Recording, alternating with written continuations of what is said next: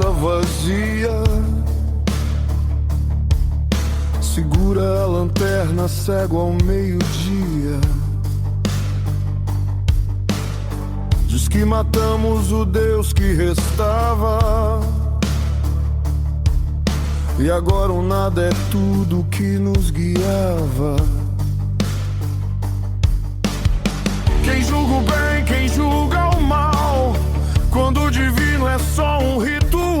O eco responde no abismo frio. Cria teu céu ou morre no vazio. Sabe uma coisa que eu acho, assim, fascinante e até um pouco assustadora na internet? O que seria? Como uma imagem, sabe? Uma piada boba, um meme, pode de repente virar um campo de batalha. Ah, sim, totalmente. Uma coisa que era para ser trivial vira uma tempestade de fúria, com ameaças, acusações, um pânico moral que parece, assim, totalmente desproporcional. É um fenômeno que diz muito, né? E geralmente não sobre o meme em si, mas sobre as estruturas de crença que ele acaba cutucando. Exato. A provocação é pequena, mas a reação pode revelar um iceberg de sentimentos e ideias que normalmente ficam ali submersos. Isso. É como dar uma marteladinha numa parede e descobrir que ela é oca ou que está cheia de cupins. E é justamente essa dinâmica que a gente vai investigar hoje. E temos um guia para essa conversa, né? Temos. Vamos nos basear num ensaio super provocador do Jorge Guerra Pires, um PhD que publicou no blog Mente Ateísta. O título já entrega o jogo. O Medo de Deus e a Teologia do Melindre. É um título forte. E a análise dele parte de um caso bem específico que ele usa como um estopim para a discussão toda. Pois vê. A missão aqui é entender o argumento do autor sobre por que, para um certo tipo de mentalidade religiosa, a resposta a uma piada não é o riso ou a indiferença, mas sim o medo, a indignação. E tudo começa com um meme. Tudo começa com as reações a um meme bem direto. Uma imagem mostrando um cérebro sendo abastecido por uma bíblia, como se fosse uma bomba de gasolina, com a legenda Como Encher a Cabeça de Merda. E aqui está o ponto crucial que o autor estabelece logo de cara. O foco dele não é defender o meme, nem discutir se é de bom ou mau gosto. Não é sobre isso, não. Ele o trata como um experimento social espontâneo. O que importa para a análise do Pires não é a piada, mas a reação a ela. Ele argumenta que essa reação é muito mais reveladora sobre a arquitetura de uma crença do que a provocação inicial. Certo, então o meme é só a isca. O peixe que ele quer estudar é a resposta que vem depois. Vamos começar por aí, então. Vamos lá. A primeira grande ideia do autor é que esse meme funciona como uma espécie de teste de Rorschach para a fé. E o que ele viu nas respostas não foi gente achando graça ou simplesmente ignorando. O padrão era outro. Completamente outro. O padrão observado foi uma onda de ameaças do tipo você vai queimar no inferno, sua hora vai chegar e um pânico moral generalizado. Para o autor, essa reação quase pavloviana sugere algo muito profundo sobre a base dessa fé. Ela não parece estar ancorada numa confiança serena, numa convicção tranquila. Pelo contrário. Pelo contrário. Ela opera a partir de um medo profundamente internalizado. É um sistema movido pela ansiedade da punição. Mas isso me parece uma contradição gigante. Se a pessoa tem uma fé sólida, por que uma piada na internet abalaria tanto? Não deveria ser, sei lá, como uma mosca tentando empurrar uma montanha? O que é fascinante aqui é exatamente essa contradição teológica que o autor escancara. Pensa bem. Se Deus é onipotente, onisciente, o criador do universo, certo. Por que diabos ele precisaria que seus seguidores atuassem como uma milícia digital, como seus advogados emocionais na seção de comentários de uma rede social? É um ótimo ponto. Um ser supremo não deveria nem se importar com a opinião de meros mortais, muito menos com um meme. Exato. O argumento do autor é que, no momento em que um Deus depende de humanos para defender sua honra de uma piada, ele deixa de ser transcendente. Ele se torna frágil, quase patético. Então, a fúria dos fiéis, na verdade, não revela a grandeza de Deus. Ela projeta nele características muito humanas. Vaidade, insegurança, ressentimento. É um Deus melindroso. Nossa, essa imagem de um Deus melindroso é muito poderosa. É a inversão completa da ideia de um ser perfeito, impassível. O autor até cita o filósofo Bertrand Russell, que tinha uma frase matadora sobre isso, né? Sim, a citação de Russell é perfeita para o argumento. Ele disse, e se Deus existisse, acho muito improvável que ele tivesse uma vaidade tão inquieta a ponto de se ofender com aqueles que duvidam de sua existência. É genial. O ponto de Russell não é nem sobre a existência de Deus, mas sobre a psicologia que a gente atribui a ele. Um ser perfeito, por definição, não se ofende. A ofensa é uma emoção do ego, é uma coisa nossa. É quase como se o autor estivesse dizendo que essa reação raivosa revela que as pessoas estão, no fundo, defendendo a si mesmas, a sua própria identidade e não uma entidade divina. Exatamente. Mas o Chris não para na crítica teológica. Ele tenta entender por que isso funciona assim. Isso ele dá um passo além e busca uma explicação sociológica. Ele recorre a estudos da sociologia da religião que mostram uma correlação interessante.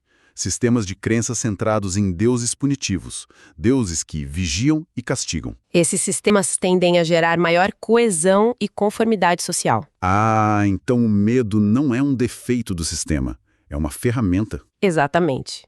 O medo, nesse contexto, não é um bug, é a principal feature.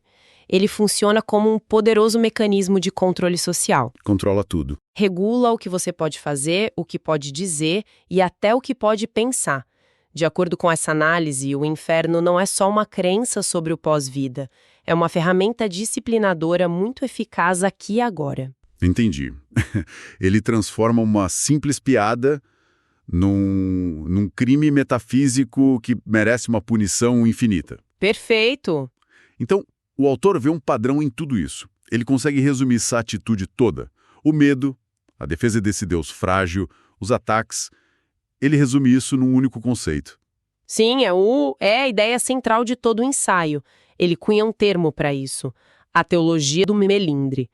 Teologia do melindre, gostei. E como ele define isso na prática? Quais são as características? Ele detalha alguns pontos bem claros.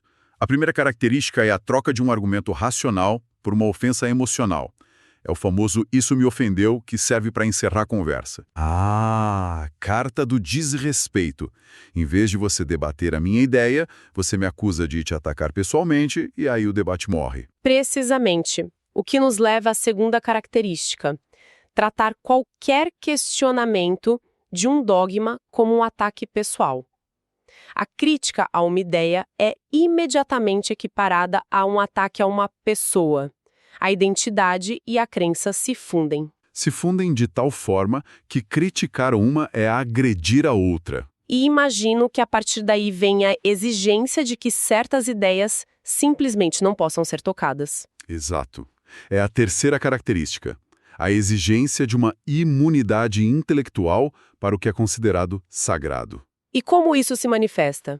Em frases como "criticar essa doutrina é atacar a minha fé", ou, a que ele acha mais perigosa, "isso me ofende, portanto está errado". Nossa, a sua confunde o respeito que se deve ter a todos os indivíduos com uma suposta obrigação de não criticar as ideias que esses indivíduos defendem.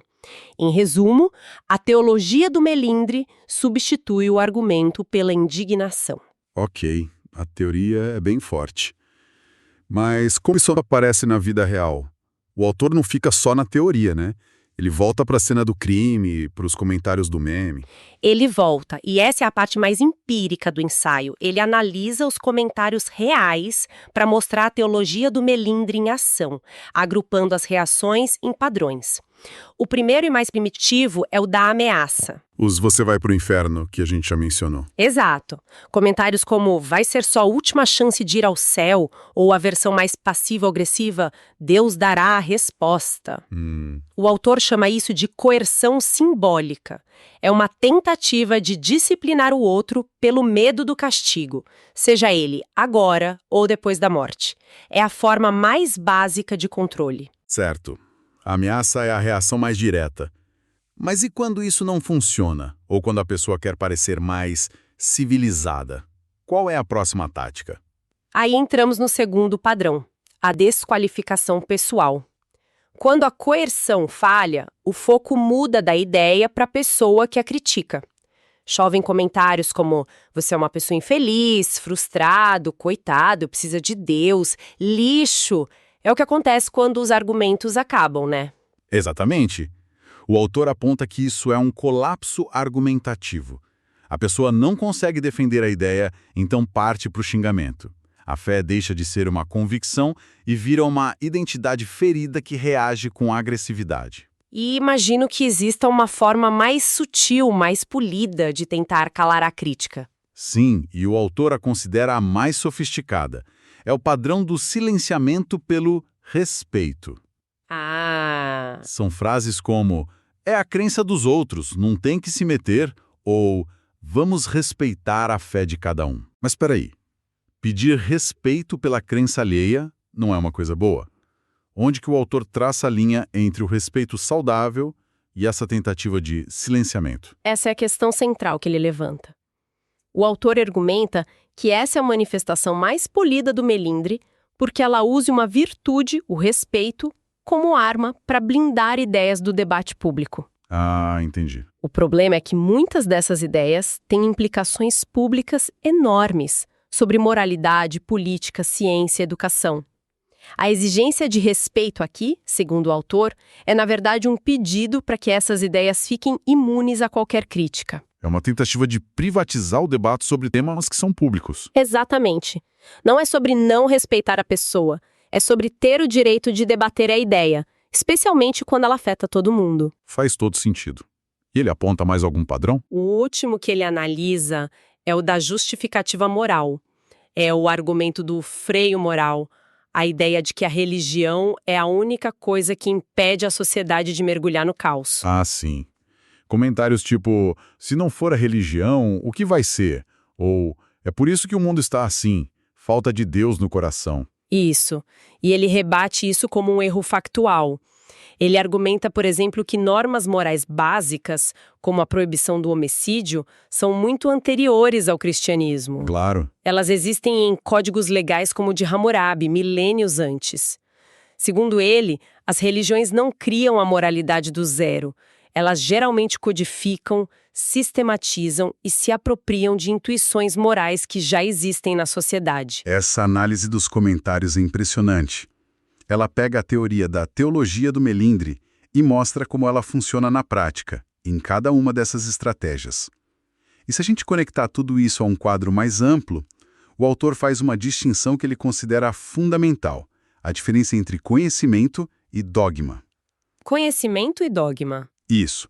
E para isso ele usa uma ideia do filósofo da ciência Karl Popper, que dizia: ideias que não podem ser criticadas não são conhecimento, são dogmas. Que frase forte. Quer dizer que a própria recusar a crítica já é um sinal de fraqueza. Exatamente. Toda a área de conhecimento robusta, a ciência, a filosofia, o direito, não só sobrevive à crítica, como evolui através dela. A conclusão do autor é que uma fé que precisa ser protegida do escrutínio, que exige uma blindagem, já está confessando a sua própria fragilidade epistêmica. Espera aí, vamos traduzir esse termo. Fragilidade epistêmica. Epistêmica vem de conhecimento, certo? Então é uma fragilidade na maneira como essa crença se sustenta como verdade. É a tradução perfeita. Tipo, ela não tem bons argumentos para se defender, então apela para o silêncio e para a ofensa. Exatamente. Ela não se sustenta por evidências ou lógica, mas por uma exigência de silêncio e reverência. É uma fortaleza com muros de vidro. Agora, aqui tem um ponto que me parece crucial para não transformar essa análise numa guerra cultural. O autor faz questão de dizer que criticar essa teologia do melindre não é a mesma coisa que defender ataques gratuitos, né? É uma distinção que ele sublinha como sendo absolutamente crucial. O argumento dele não é uma defesa de insultos ou do desrespeito a pessoas religiosas.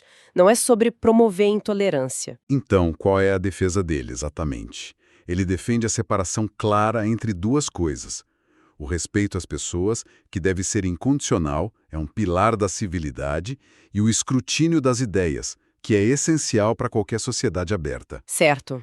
O argumento dele é simples. A partir do momento em que uma crença faz afirmações sobre a realidade, sobre como devemos viver, sobre política ou educação, ela deixa de ser um assunto privado. E entra na arena do debate público. Entra na arena do debate público.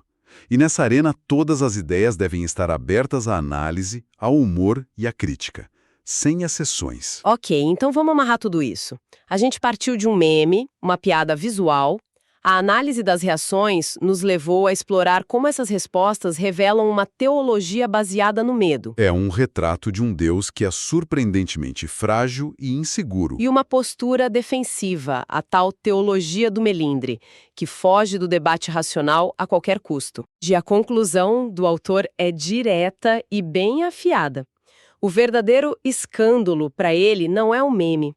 O escândalo é a reação, porque ela expõe a fragilidade de uma crença que parece depender mais do medo do que da convicção. Ele tem uma frase final que resume tudo de forma bem contundente, não tem? Sim, ele encerra dizendo que a teologia do melindre é o nome de uma fé que busca o acolhimento emocional de um porto seguro, mas que foge a todo custo do teste racional do mar aberto. Ela não quer provar que é verdadeira. Ela quer apenas ser intocável. Uau! É uma conclusão e tanto. O ensaio foca em como um sistema de crenças religioso reage à crítica e ao humor. Mas isso me faz pensar numa questão mais ampla, que vale para todos nós. O que é a maneira como qualquer sistema de ideias, seja religioso, político ou até as nossas crenças pessoais mais profundas, lida com o dissenso, com a piada, com a crítica. E o que essa reação revela sobre a confiança que esse sistema tem em seus próprios fundamentos.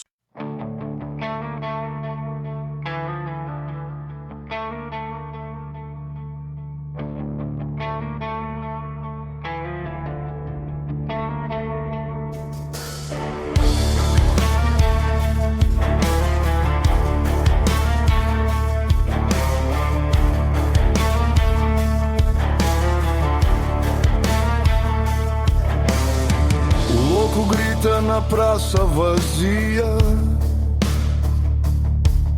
segura a lanterna cego ao meio-dia. Diz que matamos o Deus que restava, e agora o nada é tudo que nos guiava. Quem julga o bem, quem julga o mal, quando o divino é só um ritual, o eco responde no abismo frio. Cria teu céu ou morre no vazio.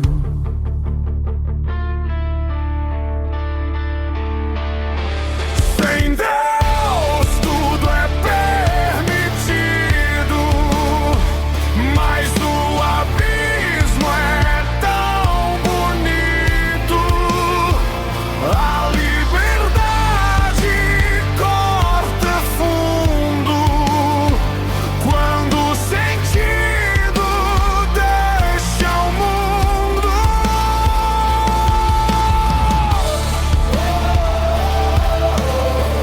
Deus está morto em mim, e agora eu tenho que existir.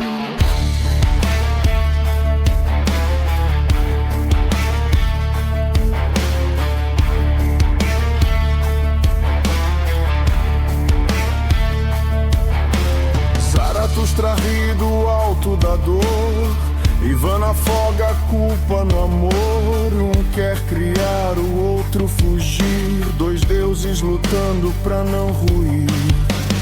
Entre a fé e a criação arde o fogo da razão. Se tudo é permitido, então sou Deus ou só negação?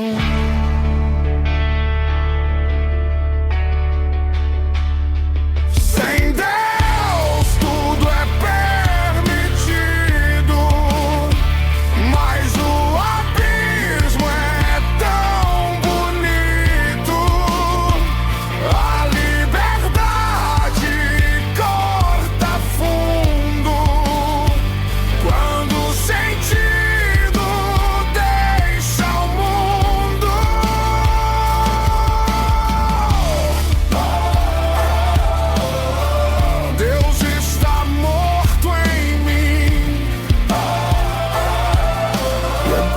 tenho que existir.